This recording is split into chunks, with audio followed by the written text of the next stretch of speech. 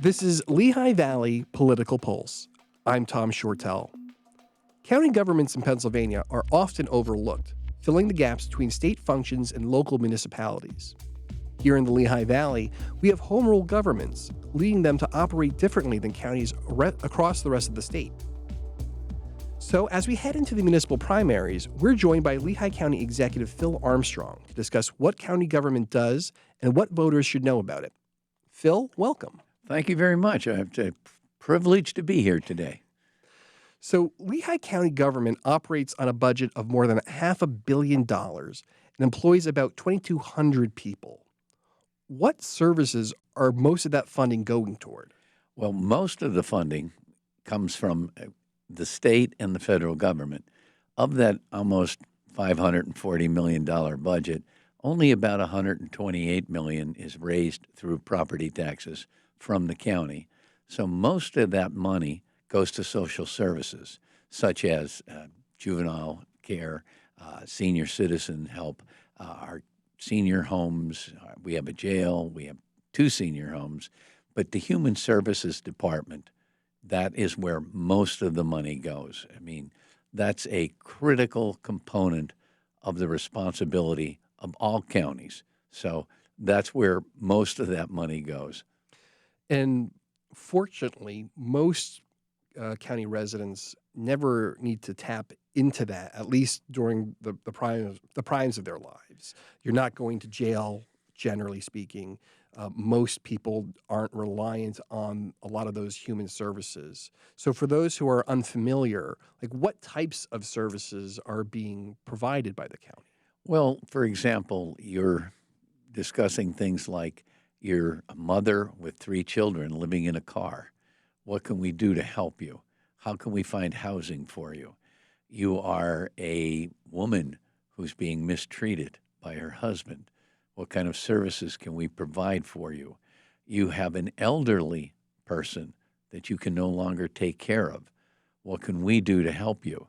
We have so many different agencies. We have a crisis hotline now just in Lehigh County that if there's a problem, you can call it, any kind of a mental health challenge or things like that. These are the things that take up a lot of our personnel and a lot of our time. We try to do as much as we can to help people so we don't end up having to keep them in a jail. So we want to do as much as we can to make their lives better, to promote them. I mean, we have programs now, for example, where juveniles, when they get out of school, we take them and we provide an opportunity for them to do some VOTEC work, some training and some skills, things like that that can keep them busy and turn their lives around. We have so many programs like that that people have no idea. And you mentioned a great point.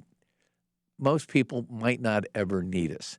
But if you do, you'd be very glad that we're here because we're here to maintain safety and services for our residents. You mentioned the crisis hotline. You guys also operate 911, which is a critical function that a lot of people don't think about unless they're in that emergency. And that itself, and right now with the 911 services, we're the only county in the state. The state is requiring all counties to upgrade their radio systems to go into the digital age. Now, these radios, all of the police, regardless of the size of your town, they're going to need to have these new radios. All the firemen, they're going to need to have them. So what Lehigh County is doing in this situation is we're going to borrow the money.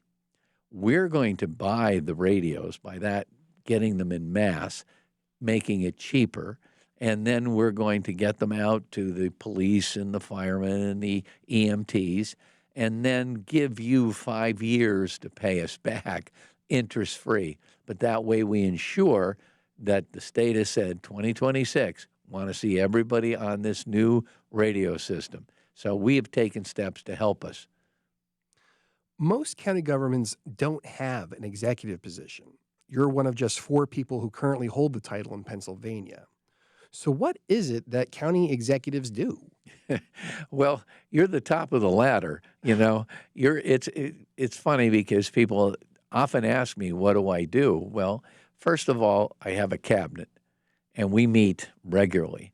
I have to come up with answers to their questions. I have to listen to them.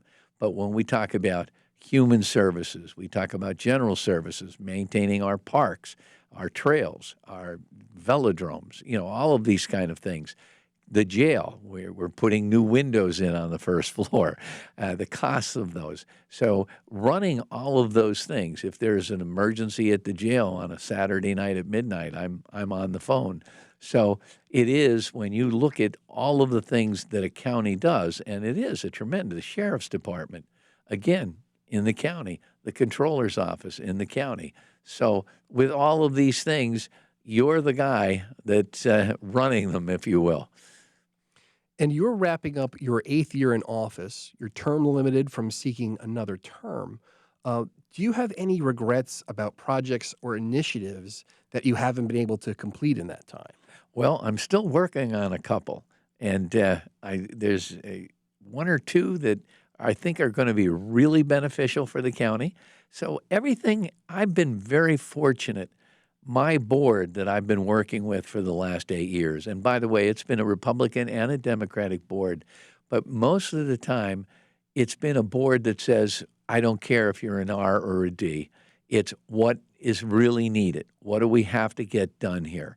And that is why I think Lehigh County and this whole area, Lehigh Valley, we work well with the municipalities. Last night I was at the McCungy meeting. I go out, that's another one of my jobs. I go out to every one of the meetings at least once a year to make sure we keep that communication between Albertus and the county, between Weissenberg Township and the county. What are their needs? What are their problems? I need to get answers to them, and I do, and that's important. But I'm very, very proud of all of the projects that we've been able to do. Got one or two more that I'm hoping will get done. Right now, we're kind of worried about funding because everybody is in a state of what's going to happen with the federal government, what's going to happen with, I'm really proud that we got the Rails to Trail extended from Allentown to Whitehall. That section was the only section of a ride that you could go from the Washington, D.C. to New York City, except 3.5 miles. That was that section. We got a $22.5 million grant to get that done. We've just finished the engineering phase of that, and we're ready to get going. So that's one of my, we saved the Iron Pigs, and that cost a while. And when Major League Baseball said, if your stadium doesn't meet these requirements, gone, and that's our stadium. So again, that's my job. What do I do to make sure we keep the Iron Pigs? There are 3 candidates, Democrat Josh Siegel and Republicans Roger McLean and Mike Welsh, who are running for your position in this primary election. What, if any, advice would you offer them about the post? Well, if you're going to go into the post, you better realize that it is a 7-day, 7-night a week job. It's a post where you have to be out in the public. You have to be at ribbon cuttings. You have to be at grand openings. You have to be places. People have to see you. It's a job that I started going out to all of the municipal meetings. I think you need to continue that because that's very important. When I go to these meetings and they hit me with a problem, I can, within a day or two, answer that for them. Maybe it's not what they want to hear, but at least it's the answer. So I think it's important that they keep that kind of communication. So, yeah, it's not an easy job.